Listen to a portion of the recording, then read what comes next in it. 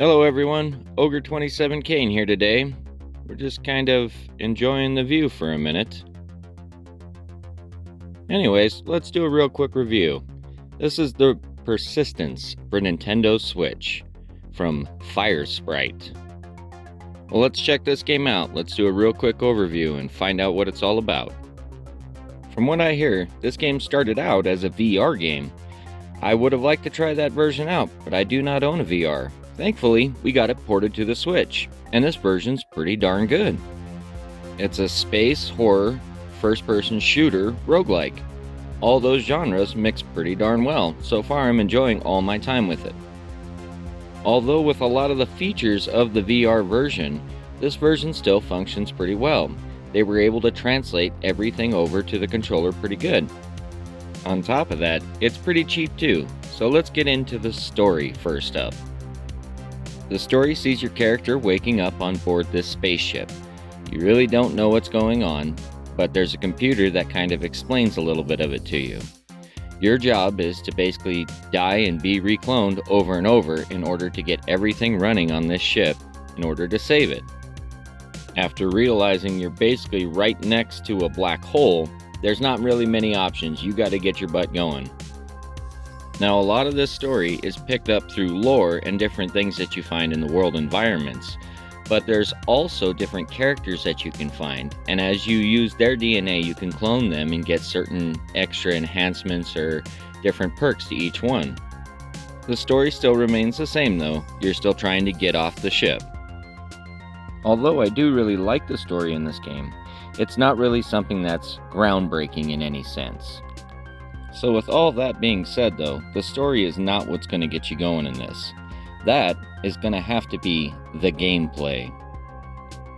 Now, if you can tell from my channel, I really like roguelikes, and every time they can change that formula up a little bit and get me addicted in a different way, and still include all the loot and combat and fun stuff to it, I'm in, and this game has that in droves. The basic gameplay loop has you looking around for weapons and loot and credits and all kinds of different things that you can use to enhance your character. The nice part about this is all of this stuff is permanent and you don't feel like you lose anything other than your progress in the game itself. With the worlds being completely randomly generated every single time, that's really not the end of the world. The only real gamble you take is if you choose to use your fab chips to build weapons instead of saving them to enhance your character at the end of each round. That's about the only downside, period, and it's an easy one to make because you want to make your character better. Combat's up next, and I enjoy this part of the game, although I really didn't at first, but it's grown on me a lot. As I've learned to use each weapon and each ability and try to strategize with different patterns and different routines, the weapons become better and more exciting. And from what I understand, I'm not done exploring and learning all the weapons. The only issue with combat is that your character moves a little slow and feels sluggish, a little underwater. So it's not a twitch shooter like you'd expect with something like Call of Duty. This is definitely a game that makes you pace yourself and take your time, and little mistakes can cost you.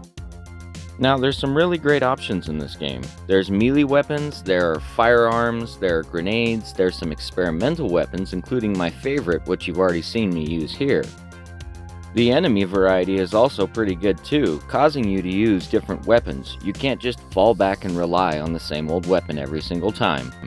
The best plan in this game is to collect them all and use them all. Now let's talk some controls.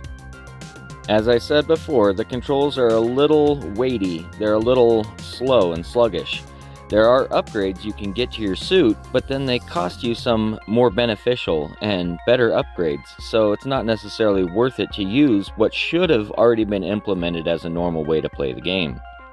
If these options were offered as separate equipment, then it wouldn't bother me, but having to give up extra loot chance or extra weapon damage for something like speed kinda sucks, especially when that speed is really just normal gameplay for a lot of other games. Now, this is just a minor gripe, and I did find my way around things, especially with getting better with certain weapons. They will help you get around this disability, but none the same, I believe it was kind of a missed opportunity. There are tons of different options in the menu, and you can check them all out. let's talk some graphics and animations now. I think the game looks pretty good.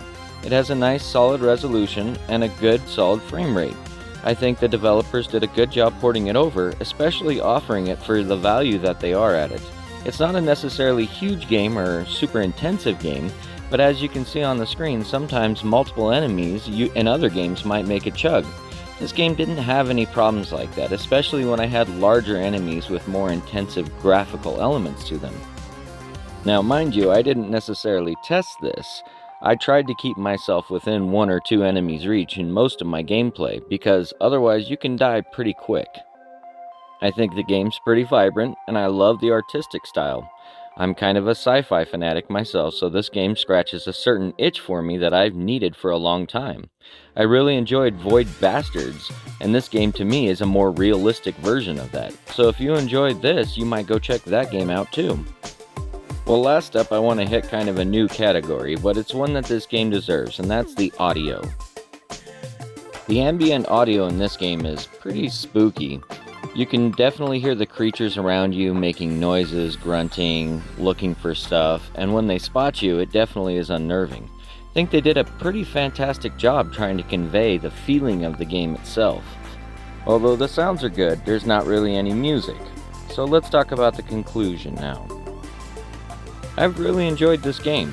I think this developer did a good job, and I think regardless of what system you play it on, this game's going to be pretty good. It has some decent puzzle elements, some really good roguelike elements, some fun first-person shooter elements, and some other things. The only thing it really lacks is platformer elements, which you kind of expect in this from everything that you're seeing. Although I'm not gonna lie, I'm alright without them. I think they would kind of just complicate this game already. So with good gameplay, excellent audio, great replay value, and a really good value and price, I think this game's a great pickup. I'm happy that it got brought to the Nintendo Switch, and I will always recommend a game like this, even if it's from a smaller developer or unknown developer for this system. It's still worthy of everybody's time. Alright, well I guess I want to finish up with one last little piece, and that's the horror element of this game. This game scares the crap out of me, and it scares the crap out of my daughter when she watches me play it. And that to me is worth gold. I absolutely love that. So, kudos to the developer for giving me something that makes me jump. Well, thank you for watching today's video. It was a blast to make. I upload every single Monday. Like and subscribe. And this is Ogre27Kane, signing out.